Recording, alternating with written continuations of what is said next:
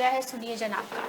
महाराष्ट्र सबसे ज्यादा ग्रसित राज्य था। कोरोना का सबसे ज्यादा असर, सबसे ज्यादा प्रभाव अगर किसी राज्य पर पड़ा था तो वो था महाराष्ट्र। और कोई अगर शहर कोरोना से सबसे ज्यादा ग्रसित हुआ था तो वो भी मुंबई, महाराष्ट्र का जो राजधानी जिसे कहा जाता है मुंबई ही था। साफ तौर पर अगर बात की जाए तो कोरोना का खतरा तो कम हो गया है, कोरोना का प्रभाव तो कम हो गया है, लेकिन एक और खतरा जो है वो तेजी से महाराष्ट्र के ऊपर मंडरा रहा है, जिसकी पुष्टि खुद राज्य सरकार ने की है। और ये अब काफी ज्यादा चिंता का विषय बनता जा रहा है। चिंता का विषय इसीलिए भी बनता जा रहा है क्योंकि कई लोग जो है वो नॉनवेज खाते हैं, नॉनवेज कंज्यूम करते हैं, कई लोगों को आदत होती है नॉनवेज खाने की। ऐसे में उन लोगों के लिए ये पूरी जानकारी जान लेना बहुत ज़्यादा ज़रूरी हो जाता है। साफ तौर पर अगर सीधी भाषा में मैं आपको बताऊं तो मुंबई और महाराष्ट्र पर एक बार फिर से बर्ड फ्लू का खतरा तेजी से मंडरा रहा है। जी हाँ, वही बर्ड फ्लू जिसके चलते कई बार चिकन को जो है वो बैन कर दिया है कि कुछ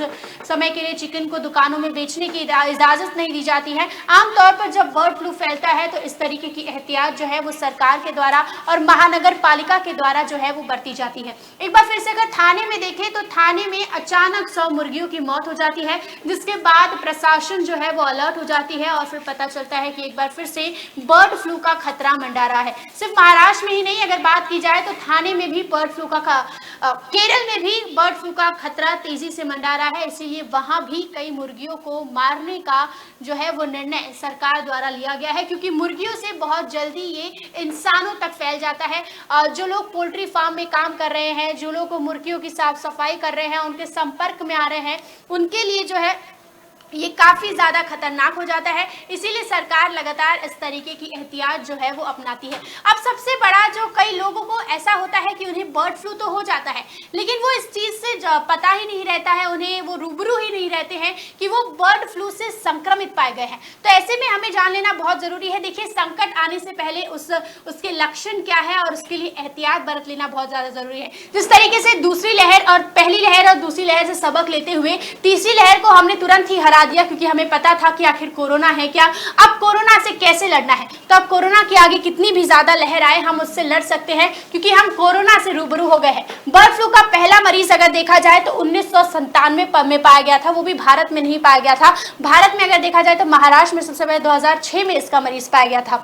और साफ तौर पर अगर हम इस पर बात करें तो अभी भी कोई लोग जो है वो बर्ड फ्लू से रूबरू नहीं है। हमने जानने की कोशिश की लोगों से, तो लोग कहते हैं कि आखिर ये बर्ड फ्लू होता क्या है। तो अगर हम आम शब्दों में बर्ड फ्लू की बात करें तो ये एक एवियन इन्फ्लुएंजा वायरस है जो पक्षियों में फैलता है, पक्षियों को संक्रमित करता है, एक पक्षी से दूसरा पक्षी, दूसरा पक्षी से तीसरा पक्षी। मतलब जिस तरीके से कोरोना एक संक्रामक बीमारी है तो उसी तरीके से बर्ड फ्लू भी एक संक्रामक बीमारी है। अब कई लोगों के मन में ये सवाल होगा कि मैडम ये तो पक्षियों में फैलता है, तो हम इंसानों को इससे क्या खतरा।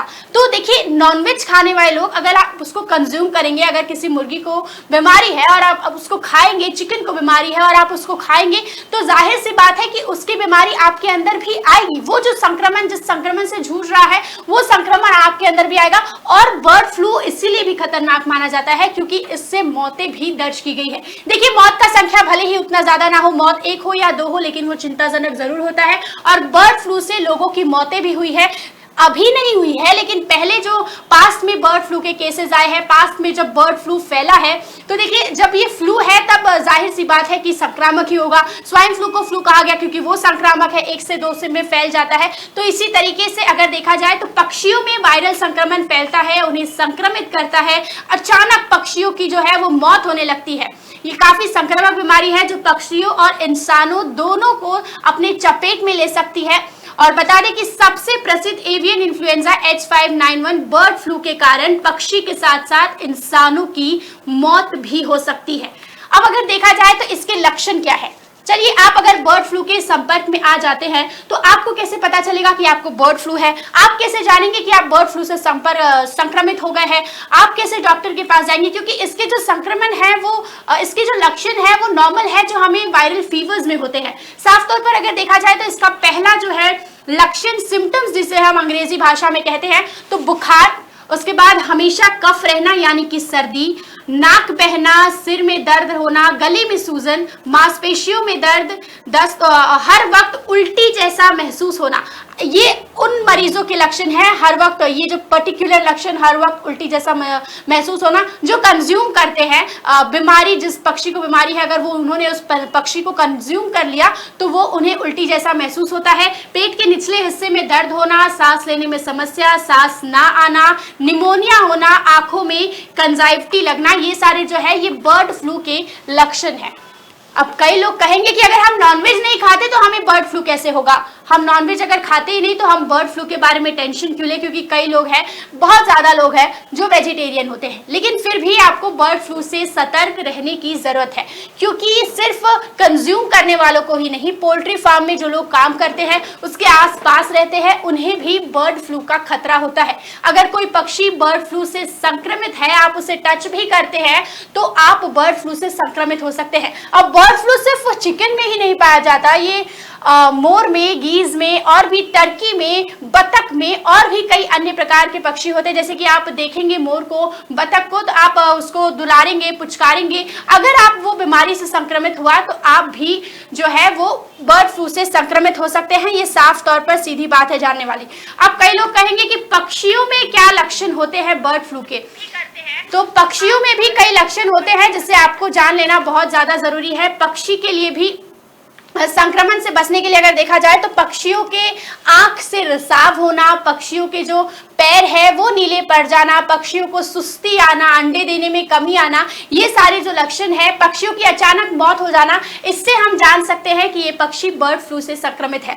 आमतौर पर देखा जाता है कि अचानक एक या दो पक्षी सिर्फ बर्ड फ्लू से संक्रमित नहीं होता, एक साथ जो है समूह में कई पक्षी बर्ड फ्लू से संक्रमित होते हैं, जिसके बाद हमें जानकारी मिल पाती है कि हाँ चलिए ये पक्षी जो है बर्ड फ्लू से संक्रमित है। उसके बाद ज्यादातर देखा गया है कि 100 अगर अचानक पक्षियों की मौत होने लगती है, उसके बाद 20,000 30,000 पक्षियों को जो है वो अचानक सरकार द्वारा मारने का फैसला ले लिया जाता है ताकि इंसानों में ये संक्रमण ना फैल पाए। महाराष्ट्र के थाने में ये संक्रमण फिलहाल तेजी से फैल रहा है। क्या है आखिर पूरा मामला, सरकार ने किस तरीके से लोगों से सतर्क किया है, देखिए इस रिपोर्ट में।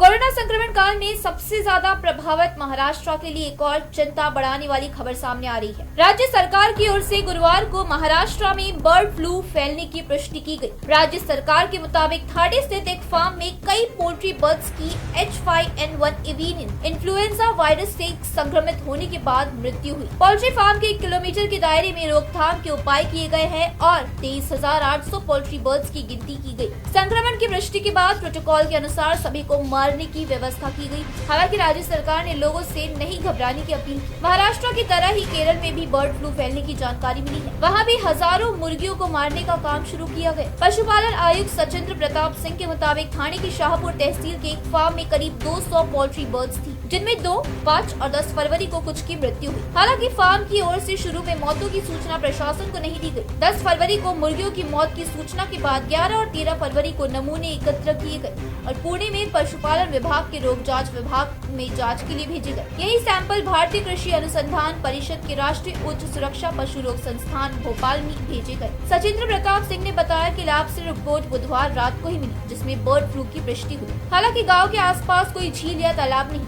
जिस वजह से यहाँ प्रवासी पक्षी आते हैं। ऐसे में अधिकारी पता लगाने की कोशिश कर रहे हैं कि ये घातक वायरस कैसे पोल्ट्री फार्म तक पहुँचा। प्रशासन ने स्थिति का आकलन करने के लिए अधिकारियों की एक टीम भी मौके पर भेजी। उन्होंने कहा कि लोगों को घबराने की जरूरत नहीं, क्योंकि अधिकारी अलर्ट पर है। स्वच्छता के उपाय भी किए जा रहे हैं। सिंह ने कहा कि इसे फैलने से रोकने के लिए सभी मूवमेंट को रोक दिया गया, जिससे ये इसी क्षेत्र तक सीमित रहे। जानकारी की माने तो एवियन इन्फ्लुएंजा पक्षियों के बीच बहुत संक्रामक है और गंभीर बीमारी और यहाँ तक कि खासकर मुर्गी के बीच मौत का कारण बनता है। यही वजह है कि प्रोटोकॉल के अनुसार प्रभावित क्षेत्र के 1 किलोमीटर के दायरे में सभी पोल्ट्री पक्षियों और अंडों को नष्ट करना होता है। आमतौर पर सरकार इससे प्रभावित लोगों को मुआवजा देती है। हालांकि जानकार कहते हैं कि ठीक से पका हुआ चिकन खाने के लिए सुरक्षित होता है। मेट्रो मुंबई के लिए तृप्ति सिंह की रिपोर्ट। 30,000 से ज्यादा मुर्गियों को मारने की तैयारी जो है वो शुरू हो गई है। थाने में ये फैल चुका है। मुंबईकरों को भी अब सतर्क रहने की जरूरत है। हालांकि मुंबई में अब तक इसका जो है कोई भी लक्षण नहीं देखने को मिला है, किसी पक्षी की मौत नहीं हुई है, लेकिन थाने के एक पोल्ट्री फार्म से इसकी शुरुआत जरूर हो गई है। अब इंसानों को कैसे बर्ड फ्लू का संक्रमण होता है, कैसे उसको एहतियात बरतनी चाहिए, तो जब व्यक्ति संक्रमित मुर्गियों या अन्य पक्षियों के ज्यादा संपर्क में रहते हैं तब ये समस्या हो सकती है। जब व्यक्ति बर्ड फ्लू से संक्रमित पक्षियों के मांस का सेवन करते हैं तब ये समस्या हो सकती है। मुर्गी या पक्षी चाहे जिंदा हो या मरे हुए हो, तब ये वायरस आंख, नाक या मुंह के माध्यम से इंसानों में फैल सकता है। जब व्यक्ति संक्रमित पक्षी की सफाई करता है तब ये समस्या हो सकती है।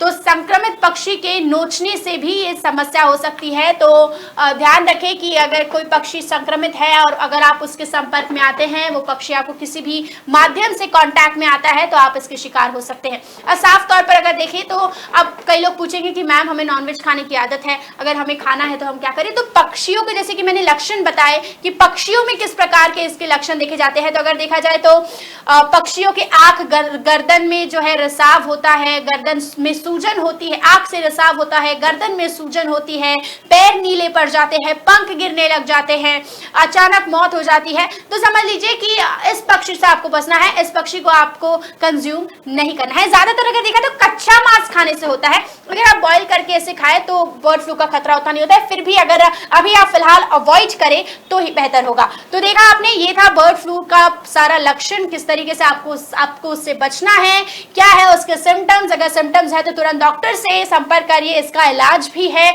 मौतें उतनी ज्यादा नहीं होती, लेकिन एक दो मौत भी वाकई घबराने वाली है, लेकिन अभी फिलहाल कोई भी मौतें दर्ज नहीं की गई है।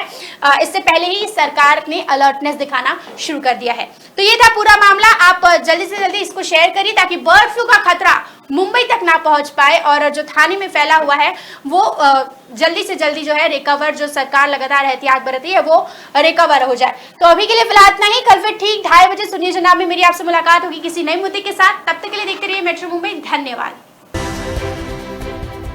नया अंदाज, नया तेवर, बड़ी नजर, सही खबर, हर समय हर जगह तैयार।